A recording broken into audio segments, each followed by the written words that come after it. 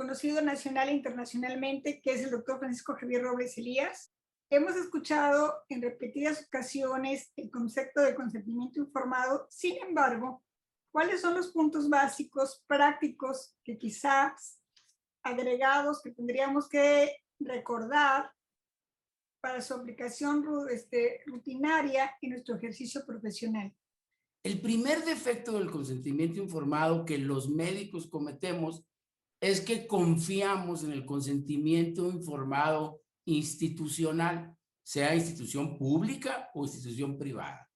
Esos consentimientos informados no reúnen los requisitos que obligatoriamente los médicos tenemos que cumplir. Y ese es un problema que no hemos nosotros vislumbrado, pero cuando estamos en el juicio, esos consentimientos institucionales, administrativos, carecen de valor jurídico. Tenemos que hacer nuestros consentimientos. Esa es mi propuesta, mi sugerencia, individualizados de acuerdo a cada caso clínico concreto. El segundo problema que yo he observado con alguna frecuencia mayor a la que yo quisiera es que los consentimientos que hacemos incluyen la palabra se explica a la paciente, se dice a la paciente. Y resulta que la paciente y el familiar, cuando están en el juicio, dicen, me explicó, pero no le entendí. Entonces la sugerencia es que en el consentimiento se escriba, se explica en 2 ocasiones, se explica en 3 ocasiones de los riesgos que se obtienen con este procedimiento y se manifiestan en las 2 o 3 ocasiones entendidos del concepto que les estoy como médico expresando.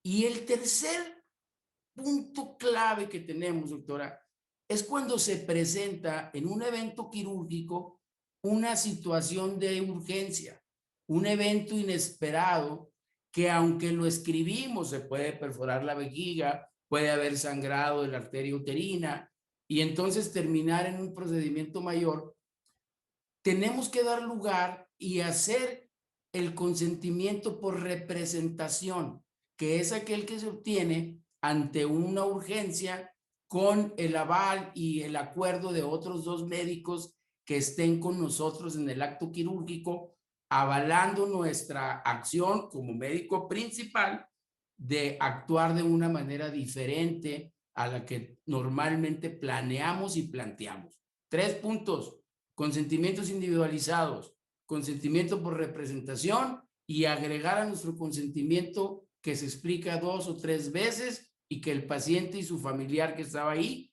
entendieron específicamente la explicación dada. Doctor, entonces usted sugiere que en todo evento quirúrgico tengamos el otro por si hay alguna complicación de riesgo quirúrgico. No, en ese momento el consentimiento por representación, si no es necesario, como afortunadamente en la gran mayoría de los casos no es necesario, no tenemos que hacerlo. Pero si en ese momento estoy operando un quiste de ovario complejo que tiene adherencias múltiples y una pelvis congelada, yo no pensaba en hacer histerectomía, pero veo que está la disección muy trabajosa, muy difícil y presenta un sangrado profuso. Entonces decido hacer la histerectomía. Termino, la condición de la paciente no me permite que ella conteste por su estado anestésico, etcétera. Entonces termino y hago mi consentimiento por representación, donde especifico por qué hice esa intervención quirúrgica, digamos, diferente o mayor, avalada por 2 compañeros médicos donde ratifican que mi acto quirúrgico fue adecuado de ampliar el proyecto inicial. No nace automáticamente, sino ante el evento inesperado. Muy bien. O también inclusive avisar al familiar cuando se tiene esa complicación que es necesario realizar la cirugía. Sí, eso es correcto. Sin embargo, en el medio institucional no es tan fácil localizar al familiar y no lo puedes hacer. Y segundo, doctora, luego ellos niegan que entendieron. Ellos dicen, la señora que vino ni la conocía, era una muchacha que parecía enfermera o trabajadora social.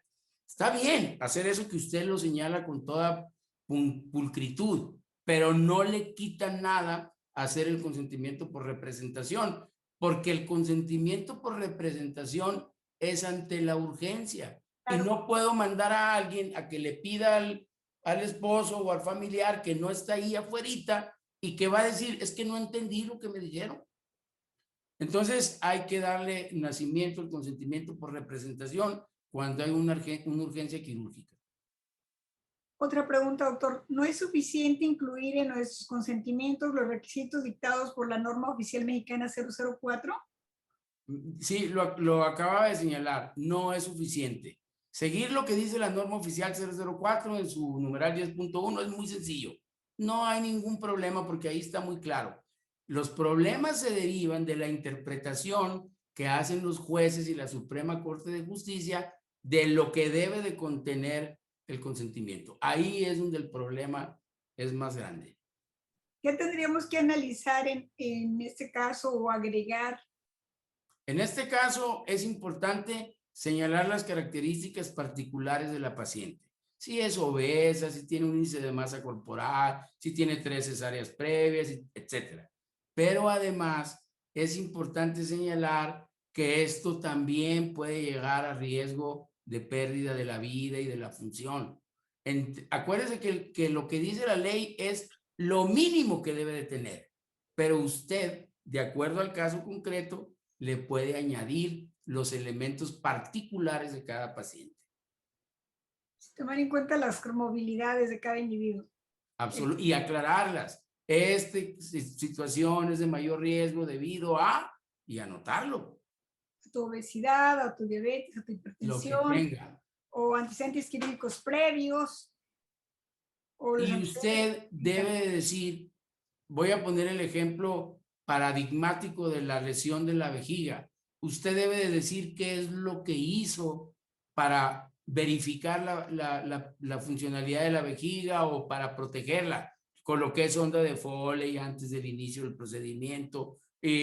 Instalé azul de metileno para verificar que no había daño en la vejiga. O sea, usted lo tiene que escribir, porque si eso llega al juez, no vale su palabra, tiene que dejarlo escrito.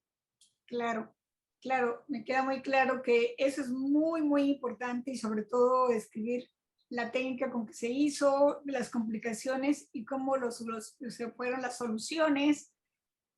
Y si fuese un trabajo de parto, pues también son las normas 007, porque si no, no estamos incluyendo complicaciones, por ejemplo, una distocia de hombros, que frecuentemente puede suceder. Desde luego, doctora, la norma 007 es también uno de nuestros documentos paradigmáticos que tenemos que cumplir. Y tengo mucho que decir de la norma 007, pero el tiempo no nos los permite. Así pero sí es, hay que aplicarlo. Así es. Bueno, doctor, pues nos queda muy claro los conceptos que nos ha dado.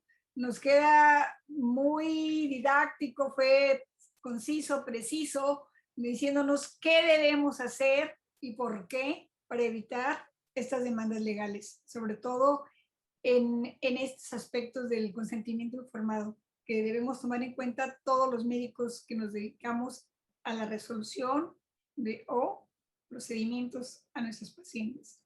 Pues le agradecemos a nombre de la Federación. 2 minutos, doctora, perdóneme que le interrumpa. No es para evitar el conflicto, es para salir adelante en caso de que se establezca el conflicto. Claro. Y yo agradecido con ustedes y con mi federación, con todo mi cariño y mi disposición.